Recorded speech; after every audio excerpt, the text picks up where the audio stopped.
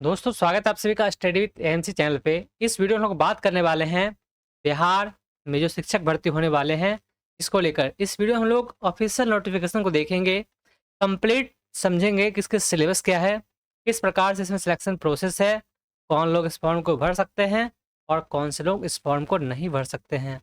Video को आप लोग आखिर तक जरूर देखें क्योंकि इसमें जो 15 पेज की नोटिफिकेशन जारी किए गए हैं ऑफिशियल बीपीएससी की तरफ से, इसको हम लोग कंप्लीट देखने वाले हैं।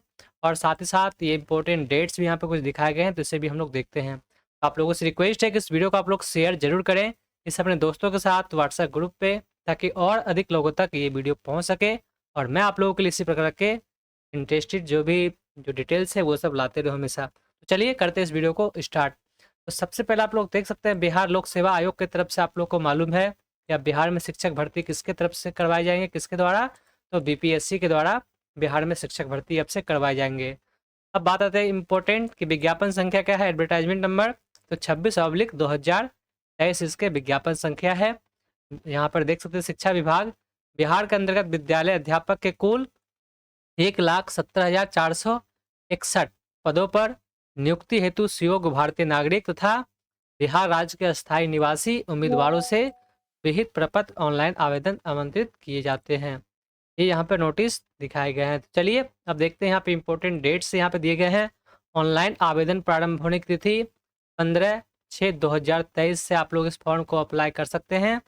ऑनलाइन आवेदन भरने की अंतिम तिथि 12/7/2023 से। आप लोगों से रिक्वेस्ट है कि आप लोग आखिरी तिथि का इंतजार ना करें, फॉर्म जैसे ही स्टार्ट हो आप लोग तुरंत फॉर्म को भर लें, क्योंकि हो सकता है बाद में सर्वर का इश्यू हो या फिर किसी कारणवश आपके फॉर्म भरने में दिक्कत आए। तो इस वजह से आप लोग फॉर्म जैसे ही ये लिंक एक्टिव हो तो आप लोग अपने फॉर्म को ज़रूर से ज़रूर भर लें। फॉर्म भरने के लिए लिंक आपको नीचे डिस्क्रिप्शन बॉक्स में मिल जाएंगे, आप लोग वहाँ से विजिट करके फॉर्म को भर सकते हैं। तो ये सिंगल पेज का एक नोटिस था, तो इसमें इतना कुछ दिखाया गया है। तो चलिए अब अगले नोटिस को देखते हैं जो कि मेन नोटिस है 15 पेज का। तो यहाँ पर भी जो हेडिंग है वो यही चीज़ दिया हुआ है, बीपीएससी बिहार लोक सेवा आयोग, विज्ञापन संख्या वही दिखाया गया है, कितने पद के लिए 1,70,461 पद के लिए यहाँ पे भर्ती यहाँ पे दिखाए गए हैं। चलिए अब इम्पोर्टेंट चीज़ जो है ये यहाँ पर ये है, सबको हम लोग समझते हैं अच्छे से। तो प्राथमिक विद्यालय के मूल कोटि वर्ग 1 से लेकर 5 तक के विद्यालय अध्यापकों के लिए ये डिटेल्स है वो यहाँ पर देख सकते हैं। इसमें कितने सीट है ये देखते हैं सबसे पहले। देख सकते सामान्य के लिए आरक्षित में इतने सीट है, यहाँ पर टोटल सीट आप लोग अपने कैटेगरी वाइज देख सकते हैं। यदि ये सभी मैं देखूँ तो फिर वीडियो बहुत ज़्यादा लंबी हो जाए, क्योंकि इसमें हमें आप लोगों को बहुत सी चीज़ें बतानी है जो कि आपके काम के हैं। बाकी सीट से इतना कोई दिक्कत नहीं है, आप लोग भी देख सकते हैं। तो चलिए अब यहाँ पे देखते हैं श्रेणी एवं सेवा के अधीन वर्ग विद्यालय अध्यापक राजपत्रित, ठीक है। वेतनमान इसके लिए निर्धारित कितने किए गए हैं, तो मूल वेतन जो है वह 25,000 रुपये प्रतिमाह एवं अनुमान भत्ते यहाँ पे दिखाए गए हैं। अस्थायी एवं नई पेंशन योजना के नियमानुसार अनुमान्य है यहाँ पर। और यहाँ पर देख सकते परीक्षमान्य अवधि भी दिखाया गया है। योगदान की तिथि से 2 वर्षों की अवधि परीक्षमान अवधि मानी जाएगी, यानी कि जो अब आप इसमें ज्वाइनिंग करेंगे 2 साल तक आपका कोई परमानेंट उसे आप मान के नहीं चल सकते हैं। यदि आपका इस बीच संतोषजनक कार्य नहीं पाया जाता है, संतोषजनक नहीं रहता है, तो फिर आपके जो भी पात्रता है उसे रद्द भी किया जा सकता है। ऐसा यहाँ पे लिखा हुआ है, आप लोग देख सकते हैं। बाकी इसमें और क्या है वो सब हम लोग आगे और समझेंगे। देख सकते हैं कि अवधि संतोषजनक नहीं पाए जाने पर परीक्षा अवधि का विस्तार 1 वर्ष के लिए किया जाएगा। तो ये यहाँ पर देख सकते हैं, ठीक है। तो ये सब आपके स्क्रीन पे ही है। अब चलिए देखते हैं नेक्स्ट, माध्यमिक विद्यालय वर्ग 9 से 10 तक के विद्यालय अध्यापकों के लिए डिटेल्स यहाँ पे दिखाए गए हैं। तो इनके भी डिटेल्स देखते हैं। इसे थोड़ा नीचे करते हैं सबसे पहले। तो यहाँ पर देखते हैं इसमें क्या डिटेल्स है। तो इसके जो वेतनमान है इसे निर्धारित किया गया है 31,000 रुपये प्रति माह। और इसमें भी वही डिटेल्स है। अस्थायी जो योगदान तिथि है वो 2 वर्ष के लिए है। तो संतोषजनक नहीं पाए जाने पर परिवीक्षा अवधि का विस्तार 1 वर्ष के लिए किया जाएगा, ठीक है। उसके बाद फिर देखते हैं उच्च माध्यमिक विद्यालय वर्ग 11 से 12 तक के विद्यालय अध्यापकों के लिए भर्ती। इसमें डिटेल्स देखते हैं, सभी सीट दिखाए गए कहाँ कितने किस सब्जेक्ट में सीट है। इसका जो निर्धारित किया गया वेतनमान वो 32,000 रुपये निर्धारित किए गए हैं। साथ ही साथ इसमें भी सेम वही बातें लिखी हुई हैं, ठीक है। चलिए अब यहाँ पे नोट में कुछ देखते हैं। नोट में दिया हुआ है कि प्राथमिक विद्यालय के मूल कोटि के विद्यालय अध्यापक तथा माध्यमिक एवं उच्च माध्यमिक विद्यालय के विद्यालय अध्यापक पद के लिए विषयवार आरक्षण रोस्टर समेकित रूप से आयोग के वेबसाइट पर उपलब्ध है। वो सब डिटेल्स यहाँ पे दिए गए हैं। इम्पोर्टेंट ये सब तो आप जानते ही हैं कि विज्ञापित रिक्तियाँ की संख्या अपवैंदिक है, जो कि घट भी सकती है और बढ़ भी सकती है इसकी संख्या में। ये सब पूर्णतः बोर्ड पे डिपेंड करता है। और यहाँ पर देख सकते हैं, यहाँ पर लिखा हुआ है कि अभ्यर्थियों की संख्या के अनुरूप परीक्षा का संचालन 1 से अधिक चरणों में आयोजित की जा सकती है। इस चरण को लेकर भी आप लोग बाद में नहीं कर सकते कि चरण 1 दिखाए गए थे और 2 चरण एग्जाम हो रहे हैं, तो ये सब यहाँ पे पहले से मेंशन किया हुआ है। चौथा यहाँ पे जो है, विद्यालय अध्यापक के पद पर नियुक्ति हेतु अनिवार्य अर्हता क्या है। तो चलिए इसके लिए यहाँ पे पहला तो है कि भारत का नागरिक हो एवं बिहार राज्य का अस्थायी निवासी हो। दूसरा यहाँ पे ये है कि विद्यालय अध्यापक के पद पर नियुक्ति हेतु राष्ट्रीय अध्यापक शिक्षा परिषद द्वारा समय समय पर निर्धारित शैक्षणिक एवं प्रशैक्षणिक योग्यता धारित करता हो, जो संप्रति निम्नवत है। ठीक है, चलिए इसे भी और जूम करें ताकि आपको देखने में आसानी हो सकता है आपको नहीं दिख रहा होगा। चलिए इतना आप लोग अब देख पा रहे होंगे। अब देखते हैं योग्यता। विद्यालय अध्यापक के मूल कोटि कक्षा 1 से लेकर 5वीं क्लास तक के लिए जो नियुक्ति हेतु शैक्षणिक एवं प्रशैक्षणिक योग्यता है, ये क्या है, इसे देखते हैं। इसके लिए न्यूनतम 50% अंकों के साथ उच्चतर माध्यमिक अथवा इसके समकक्ष तथा प्रारंभिक शिक्षा शास्त्र में द्वितीय यानी कि द्विवर्षीय डिप्लोमा है, उससे कोई भी नाम से दिया गया हो, ये होना चाहिए। या फिर न्यूनतम 45% अंकों के साथ उच्चतर माध्यमिक या इसके समकक्ष एवं प्रारंभिक शिक्षा शास्त्र में द्विवर्षीय डिप्लोमा, चाहे उसे कोई भी नाम दिया गया हो, जो राष्ट्रीय अध्यापक शिक्षा परिषद के मानदंड पर यहाँ पर दिया गया है, विनिमय 2002 के अनुसार प्राप्त किया गया हो। या फिर न्यूनतम 50% अंकों के साथ उच्चतर माध्यमिक तथा 4 वर्षीय प्रारंभिक शिक्षा शास्त्र में स्नातक यानी कि BLED, इससे यदि की है तो आप इसके लिए फॉर्म भर सकते हैं। या फिर न्यूनतम 50% अंकों के साथ उच्चतर माध्यमिक तथा शिक्षा शास्त्र यानी कि विशेष शिक्षा में द्विवर्षीय डिप्लोमा, या फिर स्नातक तथा प्रारंभिक शिक्षा में द्विवर्षीय डिप्लोमा, या फिर 50% अंकों के साथ स्नातक तथा स्नातक BEd यदि किया है तो आप इस फॉर्म को भर सकते हैं।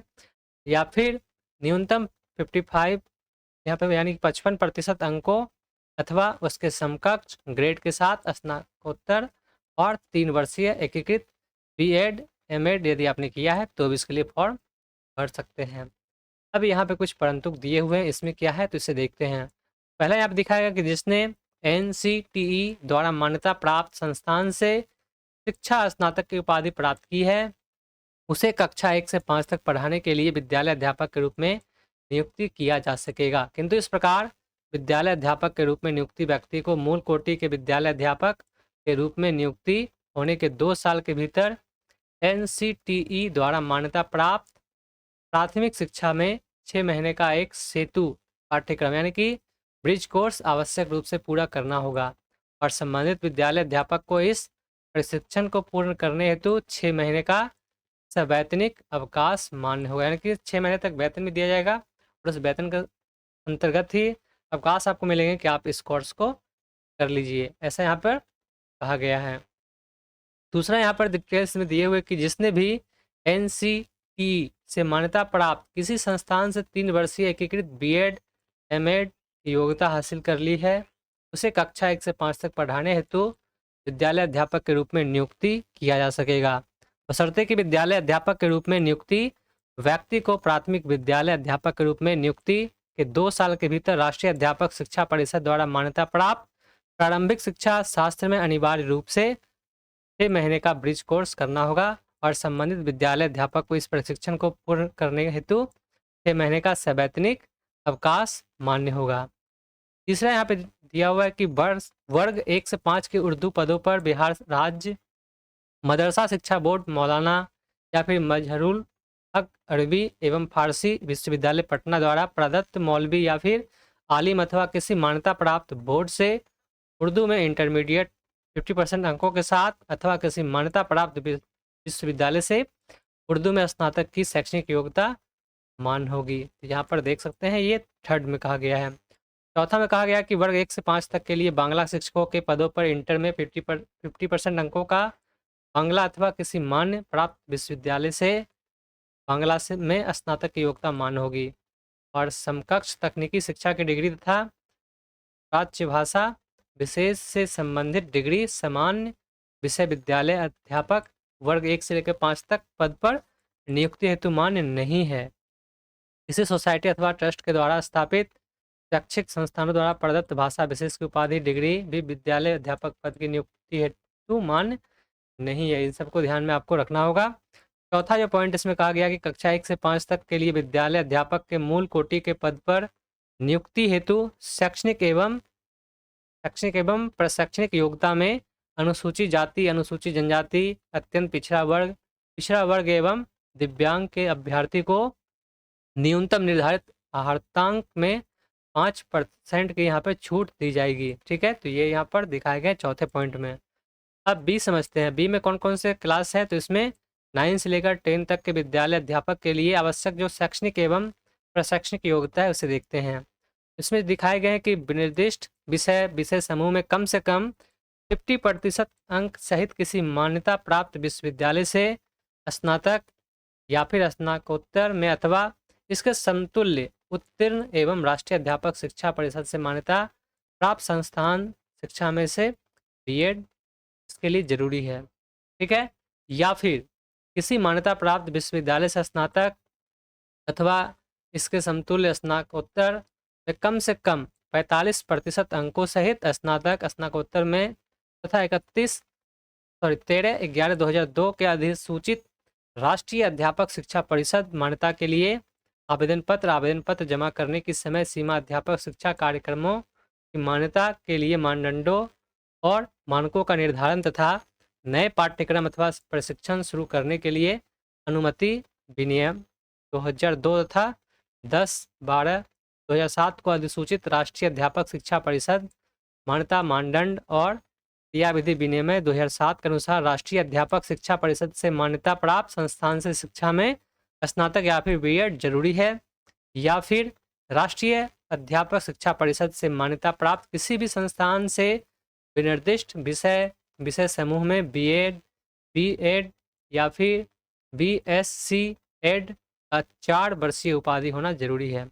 परंतु में यहाँ पे कुछ दिए हुए जो कि यहाँ पे दिखाया गया है कि कक्षा 9 से लेकर 10 तक के लिए विद्यालय अध्यापक के पद पर नियुक्ति हेतु शैक्षणिक एवं प्रशैक्षणिक योग्यता में अनुसूचित जाति, अनुसूचित जनजाति इन सभी को यानी कि 5% का छूट दिया जाएगा।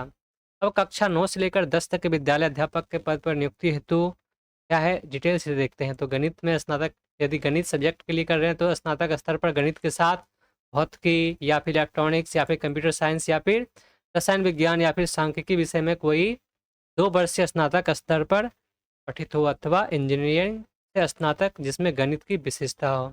विज्ञान के लिए इसी प्रकार से सब्जेक्ट वाइज जो भी है वो सब्जेक्ट से संबंधित है।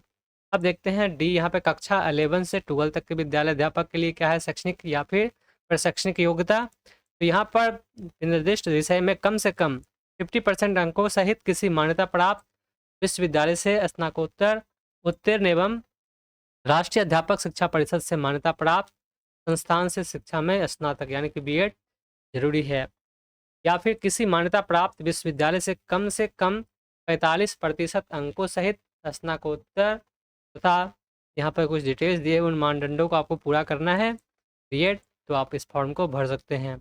या फिर किसी मान्यता प्राप्त विश्वविद्यालय से कम 50% अंकों सहित विनिर्दिष्ट विषय में स्नातकोत्तर या फिर इसका समतुल्य तथा राष्ट्रीय अध्यापक शिक्षा परिषद से मान्यता प्राप्त किसी भी संस्थान से बीएड या फिर बीएससी एड ये अनिवार्य है, या फिर न्यूनतम 55% अंकों अथवा उसके समकक्ष ग्रेड के साथ विनिर्दिष्ट विषय में स्नातकोत्तर तथा 3 वर्षीय एकीकृत बीएड या फिर एमएड यदि आपने किया है तो भी इस यानी कि 11-12 के लिए अप्लाई कर सकते हैं। ठीक है, बाकी SC ST और यहाँ पे दिव्यांग वगैरह इन सब के लिए छूट 5% है, ये आप लोग देख सकते हैं। और यहाँ पे सब्जेक्ट वाइज डिटेल्स दिए हुए हैं, सब्जेक्ट में ग्रेजुएट किस लेवल से होनी चाहिए, कौन सब्जेक्ट से, आप सब्जेक्ट वाइज देख सकते हैं। अब ऐप यहाँ पे डिटेल्स दिए हुए हैं कक्षा 11-12 तक में कंप्यूटर विज्ञान विषय के लिए जो विद्यालय अध्यापक के लिए आवश्यक शैक्षणिक योग्यता क्या है। इसके लिए न्यूनतम 50% अंकों के साथ निम्न विषय यानी कि समूह में मान्यता प्राप्त विश्वविद्यालय या फिर संस्थान से प्राप्त उपाधि DOE ACC से स्तर ए एवं किसी विषय में स्नातकोत्तर की उपाधि होना जरूरी है, या फिर किसी मान्यता प्राप्त विश्वविद्यालय या AICTE से मान्यता प्राप्त संस्थान से BE या फिर BTech कंप्यूटर साइंस या फिर IT अथवा समकक्ष उपाधि, या भारत सरकार से मान्यता प्राप्त संस्थान से विश्वविद्यालय से डिप्लोमा होना जरूरी है, या फिर किसी मान्यता प्राप्त विश्वविद्यालय से AICTE ये होना जरूरी है, या फिर किसी मान्यता प्राप्त विश्वविद्यालय से कंप्यूटर साइंस में स्नातकोत्तर, या फिर MCA यदि है तो भी इस कंप्यूटर के लिए आप अप्लाई कर सकते हैं, या फिर किसी मान्यता प्राप्त विश्वविद्यालय से कंप्यूटर साइंस, या फिर किसी मान्यता प्राप्त विश्वविद्यालय से कंप्यूटर साइंस में पोस्ट ग्रेजुएट, या DOEACC से स्तर B एवं मान्यता प्राप्त विश्वविद्यालय में किसी विषय में स्नातकोत्तर की उपाधि, या फिर सूचना एवं संचार प्रौद्योगिकी मंत्रालय से DOEACC से स्तर C तथा किसी मान्यता प्राप्त विश्वविद्यालय से स्नातक की उपाधि धारण किया हो यदि, तो आप इसके लिए अप्लाई कर सकते हैं, या MCA का 3 वर्षीय यदि कोर्स आपने किया है तो भी आप लोग इस कंप्यूटर के जो शिक्षक पद है 11-12 के लिए कंप्यूटर विज्ञान विषय के लिए आप लोग फॉर्म भर सकते हैं। इसी प्रकार से और आगे संगीत के लिए भी है, संगीत के लिए क्या सिलेबस है ये भी आप लोग देख सकते हैं। तो ये सब अपने पद के अनुसार, यानी कि यदि आपने इसके लिए धारण किया हुआ है सर्टिफिकेट वगैरह आपके पास है तो इसको आप देख सकते हैं। अब बात करते हैं आयु सीमा की। यहाँ पर सभी पदों पर नियुक्ति है तो न्यूनतम एवं अधिकतम उम्र सीमा के लिए कट ऑफ तिथि 1/8/2023, यानी कि जो आपका आयु की गिनती की जाएगी 1 अगस्त 2023 से गिनती होगी। अब देखते हैं कि न्यूनतम आयु कम से कम 18 वर्ष तथा माध्यमिक या फिर उच्चतम विद्यालय के अध्यापक के लिए अभ्यर्थियों की न्यूनतम आयु 21 वर्ष अनिवार्य है। अधिकतम आयु 37 वर्ष और आरक्षित महिला के लिए 40 वर्ष। इसी प्रकार से सभी के लिए अलग अलग, जिस प्रकार से बिहार राज्य के अंतर्गत आयु सीमा में छूट दिए जाते हैं उस प्रकार से छूट बिल्कुल आधार पर मानक देय होगी। ठीक है, चलिए अब देखते हैं नीचे और डिटेल्स। चयन प्रक्रिया क्या है? चयन प्रक्रिया बिहार शिक्षक की देखें तो इसमें चयन प्रक्रिया बहुत ही सिंपल सा प्रोसेस है। तो चलिए सब कुछ हम लोग समझते हैं कि इसमें सिलेबस क्या है, किस प्रकार से सिलेक्शन प्रोसेस है, सिलेबस इसके क्या है, किस प्रकार के क्वेश्चन क्या होंगे नहीं होंगे, सब कुछ हम लोग देखते हैं। अब बात करते हैं चयन प्रक्रिया की। तो लिखित परीक्षा वस्तुनिष्ठ के आधार पर होंगे, यानी कि जो क्वेश्चन आपके पूछे जाएंगे वो MCQS में होंगे, यानी कि मल्टीपल चॉइस क्वेश्चन होंगे। ऑब्जेक्टिव टाइप के एग्जाम इसमें दिए जाएंगे। देखते हैं लिखित परीक्षा वस्तुनिष्ठ के लिए परीक्षा संरचना एवं पाठ्यक्रम इस प्रकार से होंगे। तो भाषा जो हिंदी भाषा है इसमें प्रश्नों की संख्या 100 होगी। ठीक है, और इसके लिए जो समय दिए जाएंगे वो 2 घंटे के समय होंगे इस एग्ज़ाम के लिए। कुल अंक 100 मार्क्स के होंगे। ये जो एग्ज़ाम है ये प्राथमिक से उच्च माध्यमिक विद्यालयों के सभी अध्यापकों के लिए है, और यह पत्र 2 भाग में होंगे, भाग 1 और भाग 2। भाग 1 में अंग्रेजी भाषा सभी के लिए समान यानी कि कॉमन होगा, ये आपको देना ही होगा। दूसरा यहाँ पर जैसे हिंदी भाषा या फिर उर्दू भाषा, बांग्ला भाषा, तीनों में से किसी एक भाषा का चुनाव आप लोग कर सकते हैं, इसी में इसका एग्ज़ाम होगा। यहाँ पर डिटेल्स दिए कि इस पत्र का हर्तांक दोनों भाग को मिलाकर कम से कम 30% अनिवार्य है। इसके लिए कोई नेगेटिव मार्किंग नहीं होगी, यानी कि भाषा टेस्ट है 100 क्वेश्चन इसमें है, इसमें कोई नेगेटिव मार्किंग नहीं है। और इसमें से आप अपने अनुसार के भाग 2 में कोई भाषा चुन सकते हैं। यदि आप उर्दू भाषा लेना चाहते हैं उर्दू ले सकते हैं, बांग्ला तो बांग्ला, या फिर हिंदी तो हिंदी इसमें चुन सकते हैं। इसमें कम से कम 100 जो क्वेश्चन है, यानी इसमें कम से कम मिनिमम आपको 30% लाना है इसमें क्वालिफाई करने के लिए। अगला दूसरा सेक्शन है सामान्य अध्ययन। इसमें जो क्वेश्चन की संख्या रहेगी वो 120 क्वेश्चन इसमें पूछे जाएंगे। इसके लिए भी एग्ज़ाम के जो 2 घंटे दिए जाएंगे, एग्ज़ाम समय इसमें 2 घंटे की एग्ज़ाम ये होगी। और यहाँ पर देख सकते हैं इसमें कुल अंक कितने हैं 120, यानी कि प्रत्येक एक क्वेश्चन के लिए 1 अंक दिए जाएंगे। ठीक है, अब इसमें देखते हैं किसमें क्या है। तो प्राथमिक विद्यालय के अध्यापकों के लिए वर्ग 1 से 5 तक के लिए ये है। इसमें प्राथमिक गणित, मानसिक क्षमता परीक्षण, सामान्य जागरूकता, सामान्य विज्ञान, सामाजिक विज्ञान, भारतीय राष्ट्रीय आंदोलन, भूगोल और पर्यावरण शामिल है। सामान्य अध्ययन पत्र के प्रश्न प्राथमिक विद्यालय के पाठ्यक्रम SCERT से संबंधित होंगे, लेकिन इसका स्तर उम्मीदवार हेतु निर्धारित न्यूनतम अर्हता के आलोक में होगा। ठीक है, ये एग्जाम देखते हैं अलग अलग सभी के लिए है। ये देखते हैं ये यहाँ पर दिखाया गया कि ये तो सभी के लिए कॉमन है। ये भाषा जो है भाषा टेस्ट सभी के लिए होंगे। और यह जो समान अध्ययन, ये जो सिलेबस देख रहे हैं 120 क्वेश्चन 2 घंटे 120 नंबर, ये प्राथमिक विद्यालय के अध्यापकों के लिए वर्ग 1 से 5 तक के लिए है। ठीक है। अब विषय एवं सामान्य 120 यहाँ पर देखते हैं, ये किसके लिए, तो ये माध्यमिक विद्यालय के अध्यापकों के लिए वर्ग 9 से 10 तक के क्लास के लिए। इसमें देख सकते हैं 120, इसमें भी 120 क्वेश्चन रहेंगे, 2 घंटे समय दिए जाएंगे और 120 नंबर के ये भी एग्जाम होंगे। ठीक है। इसमें क्या दिया होता है, यह पत्र 2 भागों में होगा, यथा भाग 1 और भाग 2। चलिए इसे देखते हैं भाग 1 में क्या है और भाग 2 में क्या है। तो अध्ययन देखते हैं, भाग 1 और भाग 2 दिखाए गए हैं। भाग 1 में 80 क्वेश्चन होंगे और भाग 2 में 40 क्वेश्चन होंगे। परीक्षा की अवधि इसमें नहीं दिखाए गए हैं, चलिए कोई बात नहीं, कहीं ना कहीं इसमें मेंशन किया हुआ होगा। कुल अंक 80 भाग 1 में, भाग 2 में 40। भाग 1 में क्या है, तो भाग 1 एक विषय पत्र है, उम्मीदवारों द्वारा इन पत्रों में से किसी एक पत्र का चुनाव किया जाना है, यानी कि आप इसमें से अपने मनपसंद जो भी आप लोग लैंग्वेज लेना चाहते हैं वो ले सकते हैं भाग 1 में, जैसे कि हिंदी, बांग्ला, उर्दू, संस्कृत, अरबी, फारसी, अंग्रेजी, विज्ञान, गणित एवं सामाजिक विज्ञान, जो भी आप इनमें से लेना चाहते हैं सब्जेक्ट एक चुन सकते हैं भाग 1 के लिए। दूसरा पॉइंट यहाँ पे कि विषय पत्र माध्यमिक विद्यालयों के विषयों के पाठ्यक्रम बिहार विद्यालय परीक्षा समिति या फिर एनसीईआरटी से संबंधित होंगे, लेकिन इसका स्तर उम्मीदवार हेतु निर्धारित न्यूनतम आहारता के आलोक में होगा। भाग 2 जो है इसमें एक समान अध्ययन पत्र है जिसके प्रश्न माध्यमिक विद्यालय के पाठ्यक्रम से संबंधित होंगे, लेकिन इसका स्तर उम्मीदवार हेतु निर्धारित न्यूनतम आहारता के आलोक में होगा। इसमें प्राथमिक गणित, सामान्य जागरूकता, सामान्य विज्ञान, भारतीय राष्ट्रीय आंदोलन एवं भूगोल के प्रश्न शामिल होंगे। तो ये यहाँ पर देखते हैं किस क्लास के लिए है, तो ये वर्ग 9 से 10 तक के लिए जो भी फॉर्म अप्लाई करेंगे उसके लिए ये सिलेबस एग्जाम के। अब यहाँ पे चौथा देखते हैं, चौथा ये है उच्च माध्यमिक विद्यालय के अध्यापकों के लिए वर्ग 11-12 के लिए। तो इसमें भी क्वेश्चन की संख्या 120 है, इसमें भी 2 पेपर हैं, भाग 1 भाग 2। भाग 1 80 क्वेश्चन, भाग 2 40 क्वेश्चन। इसके लिए समय अवधि एग्जाम के 2 घंटे, 120 नंबर के क्वेश्चन है, 120 अंक भी दिए जाएंगे, यानी कि प्रत्येक क्वेश्चन 1 अंक का है। चलिए अब इसमें देखते हैं क्या डिटेल्स है। तो यह पत्र 2 भाग में होंगे, यथा भाग 1 और भाग 2। भाग 1 एक विषय पत्र है, विषय पत्र इसमें यानी कि सब्जेक्ट वाले एक पत्र तो सभी के लिए माने तो यहाँ पे अनिवार्य है। इसमें से आप अपने मनपसंद जो भी सब्जेक्ट चुनना चाहते हैं एक पत्र चुन सकते हैं। पहला भाग 1 में जैसे कि इसमें बहुत सारे सब्जेक्ट है, हिंदी, उर्दू, अंग्रेजी, संस्कृत, बांग्ला, मैथिली, मगही, अरबी, फारसी, भोजपुरी, पाली, प्राकृति यानी प्राकृत भाषा, गणित, भौतिकी, रसायन शास्त्र, वनस्पति विज्ञान, जंतु विज्ञान, इतिहास, राजनीतिक विज्ञान, भूगोल, अर्थशास्त्र और भी अनेक यहाँ पे कंप्यूटर वगैरह सब डिटेल्स है। जो भी इसमें से आप लेना चाहते हैं वो इसमें चुन सकते हैं। विषय पत्र उच्च माध्यमिक विद्यालयों के विषयों के पाठ्यक्रम बिहार विद्यालय परीक्षा समिति एनसीईआरटी से संबंधित होंगे, लेकिन इसका स्तर उम्मीदवार हेतु निर्धारित न्यूनतम आहारता के आलोक में होगा। ये भाग 1 में अपने मनपसंद सब्जेक्ट को चुन सकते हैं।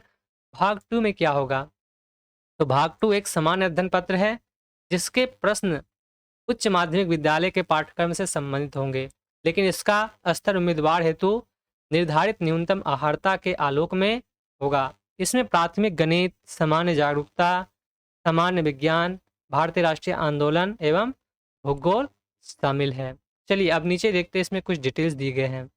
डिटेल्स देखते हैं, सभी विद्यालय अध्यापकों के लिए ली जाने वाली लिखित परीक्षा वस्तुनिष्ठ एवं बहुविकल्पीय यानी कि एमसीक्यूएस ऑब्जेक्टिव आधारित होंगे। प्रत्येक गलत उत्तर के लिए ऋणात्मक अंक यानी कि नेगेटिव मार्क्स भी हैं। ठीक है। लैंग्वेज पेपर जो था पहले जो अनिवार्य था उसमें नेगेटिव मार्किंग नहीं थे, वो ऊपर ही मेंशन कर दिया गया था। बट जो दूसरे आपके पेपर है सेकंड पेपर, उसमें आप लोग देख सकते हैं प्रत्येक गलत उत्तर के लिए ऋणात्मक यानी कि नेगेटिव मार्किंग अंक दिए जाएंगे। ठीक है।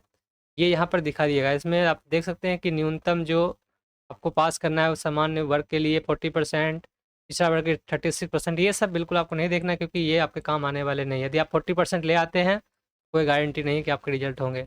यहाँ जो मेंशन किया हुआ है इससे आपको हमेशा प्लस लेकर ही चलना है। यहाँ पे 40 है तो आपको 60-70% लाना है कम से कम। ठीक है। चलिए अब आगे देखते हैं।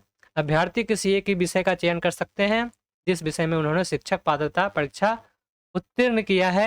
यदि अभ्यर्थी एक या एक से अधिक विषय में शिक्षक पात्रता परीक्षा उत्तीर्ण हुए हों तो उस स्थिति में भी अभ्यर्थी अपनी इच्छा से एक ही विषय का चयन कर सकते हैं। तो ये एक एग्ज़ाम आप लोग इसमें एक एग्ज़ाम दिखाए गए हैं।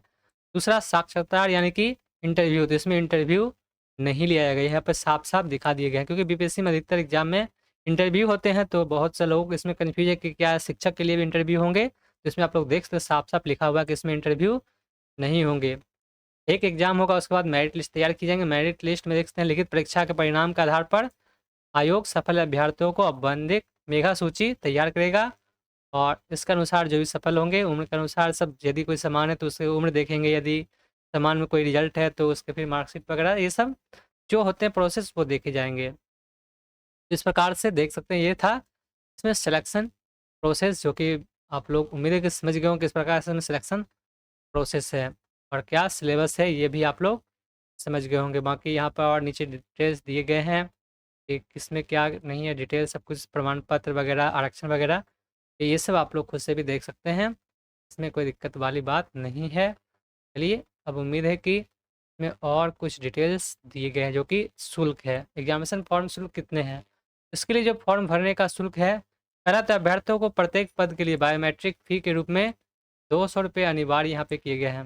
ये 200 रुपये उनके लिए ही हैं जिनके पास आधार कार्ड बायोमेट्रिक नहीं है, शायद देख सकते हैं यहाँ पर दिखाया गया नोट में। तो वैसे अभ्यर्थी जिनके द्वारा ऑनलाइन आवेदन में पहचान पत्र के रूप में आधार संख्या अंकित किया जाता है, उन्हें बायोमेट्रिक फ़ी के रूप में 200 रुपये अतिरिक्त शुल्क प्रति पद का भुगतान नहीं करना होगा। यानी कि जो आधार कार्ड दे देते हैं उन्हें 200 रुपये एक्स्ट्रा नहीं देना होगा, बल्कि जो आधार कार्ड नहीं इसमें देते हैं उन्हें बायोमेट्रिक के लिए 200 रुपये अलग से लगेंगे। तो ये आप लोग देख लीजिए, आपके पास आधार कार्ड नहीं है तो आपको 200 रुपये एक्स्ट्रा यहाँ पे लगेगा।